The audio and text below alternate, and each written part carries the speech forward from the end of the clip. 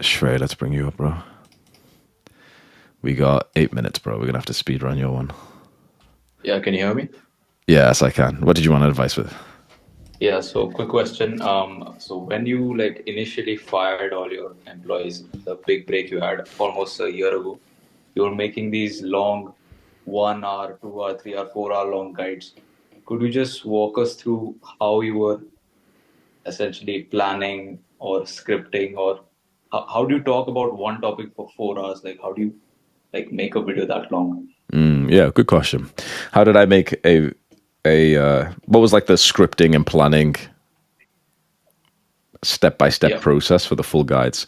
I copied books.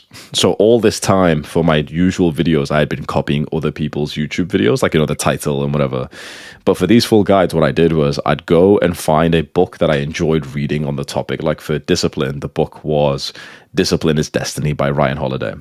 And what I would do is instead of like, what I would do is I'd copy basically like the table of contents as my YouTube like structure of like almost like the timestamps I would have on YouTube. And then inside of that, I naturally had so many more things to say. So I had a whole section of like discipline for workouts, for example. That just came, obviously that wasn't in the book, but that just like came into my mind. So I used that as like the base, like the foundation. And then inside of that, I ended up just already having experience. So you asked me like, how did I, have enough knowledge to speak about something for 4 hours? Because I live this life, bro. That's why. So even though I copied a book and stuff, it's like I've done probably 10,000 workouts. So I had a lot of shit to say. And what about the recording process? Would you just sit down one day and record the whole thing, or would you like split it up? A lot of you don't know this. That used to be probably some of the hardest work I've ever done. It was fucking brutal. A 4 hour edited YouTube video would take about 5.5 hours to edit, and I think I was wearing the bathrobe in some of them. It's fucking sweaty. Even with like a normal shirt, I'd soak through, need to change the shirt and everything. I think it was a mix. I think for some of them, the shorter ones, I was able to do in one sitting, or maybe I'd like pause the camera and I'd stand up, go to the toilet or something. But for some of them, the other ones, I remember the money one, I had to do over like 2-3 days because it was just too draining to record that much. Okay. One last question. You just told Sam to be like authentic, talk about like his actual struggles. What if like you haven't achieved anything significant? Like I have achieved like I'm above average in terms of like money in like my age group. I could say like I'm above average body as well, but it's not enough for me to like I don't know like talk about it like confidently. You could say like I just want to talk about like I don't know like what do you think about that? I think you can still talk about that. A lot of YouTube, like for the content we all make, a lot of it comes down to just telling your own story. So, for example, you've got a story, a moment that you remember when you were a child and you didn't like your physique, and then some of the struggle that you went through. For us guys, we're not trying to show that we're like experts. We're just trying to show that we had the same pain that most people do, and that now we don't have that pain anymore.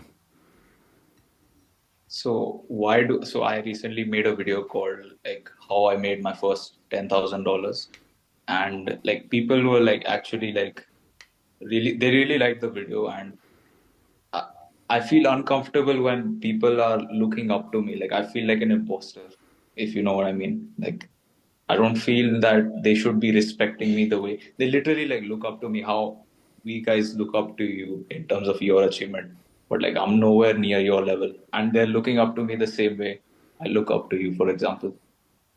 So that, Congratulations. but I don't feel like I'm at like I don't deserve that yet. Like, Based on what? what do you mean? Like you said, okay, you don't feel like you deserve it. Like based on like what metric could you feel like? Based on what metric could you deserve this recognition? Because you've got the When I success that they want, right? Yeah, I've achieved what they think is a good achievement, but for me, I have certain achievements where once I achieve that, I will feel like I would feel essentially out. I don't know, like I've achieved what they wanted me to achieve, but I've not actually achieved what I've wanted myself to achieve. So you could say that. That's never gonna change, bro. What the fuck? Like, welcome to life of being a man. As soon as we get to point B, we just set a new goal. That's big, but that feeling will never go away. I think what you need to realize is if you've achieved what a lot of people would respect and what a lot of people desire, they'll look up to you, and that your bias is that you aren't at the So level that you want to get to, but you'll almost never be there because when you achieve that level, the new goal is set immediately. I hit 2,000 members today. We're almost making $250,000 a month. I was born in poverty. My brother comes here and he says, like, do you want to celebrate? I was like, no. 2,000 was the goal. It's like, I don't get, like, now I don't care. Well, now we got to hit 2.5K, right? The goalpost keeps moving. hmm. So what do I do about that discomfort? I feel like I'm scamming my like audience because they're looking up to me for no reason. Like I don't know. Like, I wouldn't say it's no reason. Making that amount of money in India is a pretty big deal. yeah. Maybe it's a self-image thing. Do you have a big brother? No. No. Your parents, like, I don't know, some because there's something going on here where you feel like, Okay, I I'll be want to. honest. Like I'm good at making money, but I'm still like addicted to like the bad stuff. So That's what it is. yeah. People can respect you for one metric. Like Tiger Woods, for example, he's probably one of the best golf players of all time. But he had addictions and abuse and everything else. People respect him for his golf. The rest of his life was all fucked up. But that's fine. It's like, obviously it's not fine. He still should, try and have a balanced life and stuff. But like, there's two things I'll say. One is the unsexy answer is like, keep improving, work on that stuff. Because when you get to the point where you're not doing that stupid shit, you feel a lot better. Like what I'll tell you is when I got to last year, I slacked a lot more on self-improvement last year, like what, a lot more. I was just working on business and sometimes fitness, but I was like, missing workouts. I was just focused on business. I didn't even meditate. Diet was not that great. Many of you don't know this. There was a period last year where I played video games for a few weeks, like with my girlfriend. And that few weeks, I was actually quite anxious to meet any of my fans. Like I didn't want to meet any of them in person. And I knew why. It's because it wasn't imposter syndrome. It was integrity. These guys are looking up to you, imagining that you're like this disciplined guy, but you can't stop touching your willy. So it's like, that it's like, it might be true in one area, but it's not true in an area that you still are aiming to improve.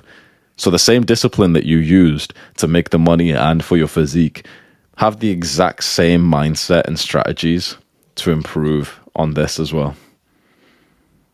All right. Done. That's it. Good, man. Thank you for coming up, Yeah. bro. Appreciate the honesty as well, man.